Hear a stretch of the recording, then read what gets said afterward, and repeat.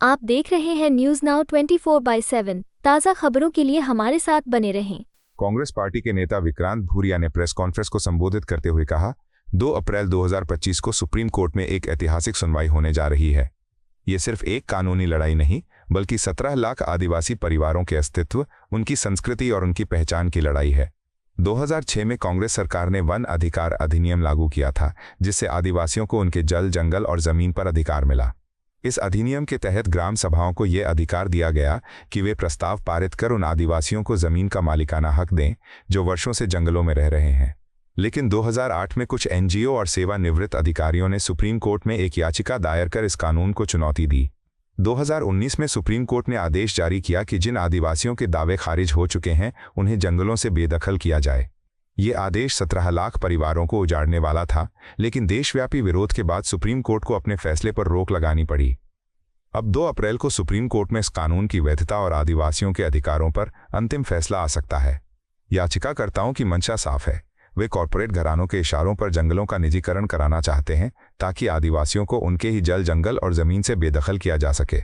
सबसे बड़ा दुर्भाग्य यह है कि जो आदिवासी सैकड़ों वर्षों से जंगलों की रक्षा कर रहे हैं, उन्हें अब अतिक्रमणकारी कहा जा रहा है। हम साफ कहना चाहते हैं कि ये केवल एक कानूनी लड़ाई नहीं, बल्कि आदिवासियों के अस्तित्व की लड़ाई है। कांग्रेस पार्टी मांग करती है कि सुप्रीम कोर्ट को वन अधिकार अधिनियम पर रोक जारी रखनी चाहिए। खारिज किए गए सभी दावों की पुनः जांच ग्राम सभाओं द्वारा कराई जाए। वन विभाग की मनमानी को रोका जाए और आदिवासियों को उनका हक दिया जाए। सरकार आदिवासियों के हकों की रक्षा करे और जंगलों की नीलामी पर रोक लगाए। यदि सरकार आदिवासियों के हक को कुचलने का प्रयास करती है, तो हम पूरे देश में सड़क पर उतरकर आंदोलन करेंगे। लोकतंत्र को बिकने नहीं देंगे, जंगलों को लूटने नहीं देंगे और अपने हकों की रक्षा के लिए आखिरी दम तक लड़ेंगे। मैं सभी पत्रकार साथियों का इस महत्वपूर्ण प्रेस वार्ता में स्वागत करता हूं। नए साल की शुभकामनाएं देता हूं और उम्मीद करता हूं कि ये नए साल में आदिवासियों के साथ न्याय होगा। शुरुआत करने से पहले मैं चाहूंगा कि आपके सामने एक वीडियो में दिखाना चाहता हूं। उसके बाद मैं अपनी बात आप सबके सामने रखूंगा।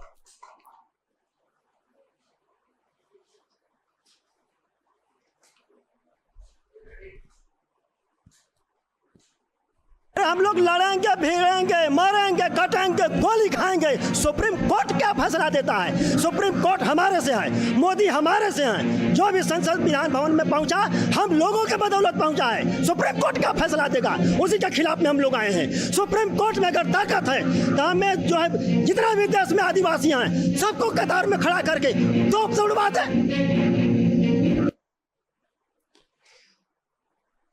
ये जो आपने वीडियो देखा, ये एक देश की आत्मा की आवाज है, अंतरात्मा की, और जो इस देश पर सबसे पहले अधिकार रखते हैं, उन आदिवासियों की आवाज है। 2 अप्रैल को सुप्रीम कोर्ट में एक बहुत महत्वपूर्ण मुद्दे पर सुनवाई है। यह सिर्फ एक सुनवाई नहीं है, यह देश में 17 लाख आदिवासी परिवारों के भविष्य का सवाल है। उनकी संस्कृति की, उनकी पहचान की लड़ाई का सवाल है। मैं एक क्रोनोलॉजी आपके सामने रखूंगा कि यह केस क्या है जो कल सुप्रीम कोर्ट में जिसकी हियरिंग है। 2006 में कांग्रेस ने एक ऐतिहासिक कानून लाए जिसका नाम था वन अधिकार अधिनियम, फॉरेस्ट राइट एक्ट। इसमें जो आदिवासियों के साथ ऐतिहासिक अन्याय हुआ है, उसके साथ न्याय करने के लिए वन पर, जंगलों पर आदिवासियों का अधिकार घोषित किया गया था और ग्राम सभाओं को अधिकार दिया गया था कि वो प्रस्ताव पारित करें और जो आदिवासी उन वन पट्टों में रह रहे हैं, उनको उन पट्टों का अधिकार मिले। और पैसा कानून भी यही कहता था। 2006 के बाद 2008 में कुछ एनजीओज ने और कुछ सेवानिवृत्त अधिकारियों ने एक पिटीशन सुप्रीम कोर्ट में लगाई उस पेटिशन में यह दावा करा गया कि ये जो वन अधिकार अधिनियम लेकर आए हैं ये पूरी तरह से गलत है और वनों पर आदिवासियों का या फिर वहां पर रह रहे लोगों का कोई अधिकार नहीं है। 2015-16 में हाई कोर्ट ने कि जितने भी मामले इस तरह के चल रहे थे, सुप्रीम कोर्ट में उन्होंने आदेश करा कि ये जितने भी दावे आपत्ति हैं इनको क्लब करा जाए और इसकी एक साथ इन सब की सुनवाई सुप्रीम कोर्ट में होगी। 13 फरवरी 2019 ये ऐसा दिनांक है जो कोई भी आदिवासी नहीं भुला सकता। इस दिन सुप्रीम कोर्ट ने यह आदेश करा कि जितने भी आदिवासी और जो वनों में रह रहे हैं जिनको वहां बेदखल करा गया है उसके आदेश सुप्रीम कोर्ट ने जारी कर दिए। यह आदेश का इतना जबरदस्त इंपैक्ट होने वाला था जिससे पूरे देश में 17 लाख आदिवासी परिवार प्रभावित होने वाले थे और उनको जंगल से बेदखल किया जाना था। जब पूरे देश में इसके खिलाफ एक मुहिम छिड़ी और सबने इसके खिलाफ आवाज उठाई, तब 28 फरवरी 2019 को वापस से इसमें सुप्रीम कोर्ट ने जो बेदखली का आदेश दिया था उस पर स्टे लगा दिया। फिर 2020 में वाइल्ड लाइफ फर्स्ट कर एक संस्था है, उसने वापस याचिका लगाई और उसने कहा कि जो एफआरए के नियम हैं और जो सामुदायिक अधिकारों हैं वो पूरी तरह से खारिज कर देना चाहिए। और इसके बाद कल की तारीख 2 अप्रैल 2025 जब इस पर निर्णय होना है कि एफआरए की वैधता, बेदखली पर रोक और ग्राम सभाओं के अधिकार पर सुप्रीम कोर्ट का निर्णायक सुनवाई होनी है। अब मेरा सवाल है कि जो याचिकाकर्ता की मंशा है, जिनने ये याचिका लगाई है, वो कॉरपोरेट के हाथों में खेल रहे हैं और ग्राम सभाओं के और कम्युनिटी राइट्स जो फॉरेस्ट राइट एक्ट में मिलता है उसको खत्म करने की पैरवी करते हैं ताकि पूरे जो जंगल है उस पर आदिवासी का अधिकार नहीं बचे, उस पर पूरे पूंजीपतियों का और कॉरपोरेट का एकाधिकार हो जाए। यह सिर्फ कोर्ट में एक केस नहीं है, यह एक न्याय दिलाने को, संविधान बचाने की एक बहुत बड़ी लड़ाई है। फॉरेस्ट राइट एक्ट में 3 सबसे महत्वपूर्ण बिंदु हैं जो मैं आप सबके सामने रख रहा हूं, जिसको एलिजिबिलिटी क्राइटेरिया भी बोलते हैं और पात्रता का जिसके माध्यम से निर्णय होता है और जिसका पालन नहीं करा गया इन याचिकाओं में। फॉरेस्ट राइट एक्ट में कहा गया था कि अगर ग्राम सभाएं ये पारित कर दें कि ये लोग या ये कम्युनिटी गांव में रह रही है तो उनको पट्टे तत्काल दिए जाना चाहिए, जो कि आज तक नहीं मिले हैं। वन विभाग ने जब भी कोई बहुत लंबे समय से वनों में रह रहा है तो उनको रसीदें, इंक्रोचमेंट की रसीदें काटते हैं जो ये प्रमाणित करती है कि ये व्यक्ति कितने सालों से रह रहा है। तो अगर कोई भी व्यक्ति 2005 के पहले से वहां रह रहा है तो फॉरेस्ट राइट एक्ट में उसको अधिकार मिलता है वहां पर पट्टे का, जो कि वो पट्टों का अधिकार भी नहीं दिया गया है। उसके अलावा गैर आदिवासी जो वनों में रह रहे हैं, जिनका जीवन यापन बहुत पहले से वनों में हो रहा है, उनको भी 3 पीढ़ियों का एक निर्णय लिया गया था कि 3 पीढ़ी से जो उन जंगलों में रह रहा है उनको अधिकार मिलना चाहिए, वो भी नहीं दिया गया।